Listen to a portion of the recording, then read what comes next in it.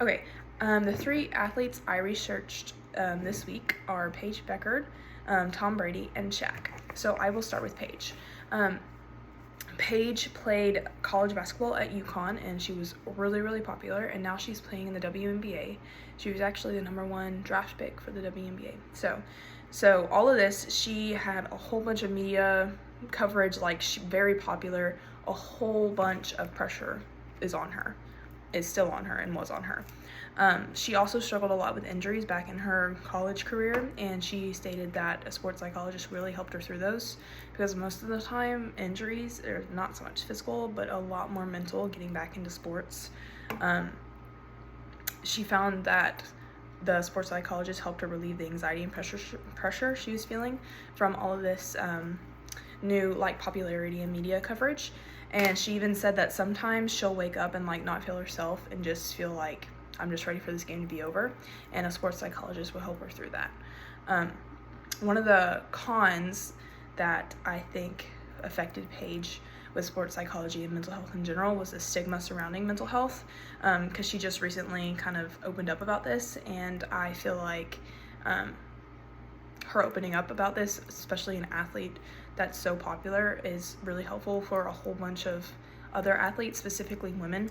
So yeah, one con to the sports psychologist or just mental health in general would be the stigma surrounding them.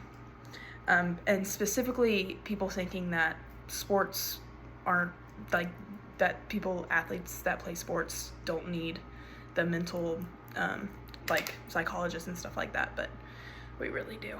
The second one that I researched was Tom Brady, and something that stuck out to me about him is that he actually started going to a sports psychologist in college at Michigan.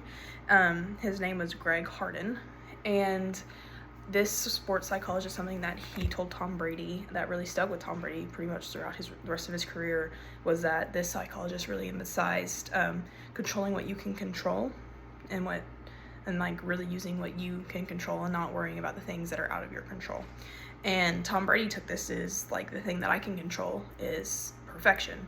So he basically applied that to the rest of his career, obviously. 7-time Super Bowl champion. So, but yeah, Tom Brady also said that he wanted to become better for his family. He wanted to become better every single day, and that sports psychologists and therapy in general really helped him do this, and it really focused on emotional maturity. Another con I would say Tom Brady might have faced would be the stigma against mental health again, but from what I've researched about him, he really overcome that con that we see a lot with mental health, and he's talking out about it. He's being very open about all of the struggles he had with mental health and how therapy and sports psychologists has actually really helped him throughout his career. My last one I'm going to talk about is Shaq. So this one actually kind of completely goes against the other two athletes that I talked about. When I researched Shaq, I found that he actually went to a sports psychologist and did not like what the sports psychologist told him. So he decided he would like to become one instead, since his main disagreement with the sports psychologist was that the sports psychologist didn't know what the sports psychologist never went through what these athletes are going through, so he felt like his advice that he was giving athletes wasn't valid because he had not experienced the same things these athletes were.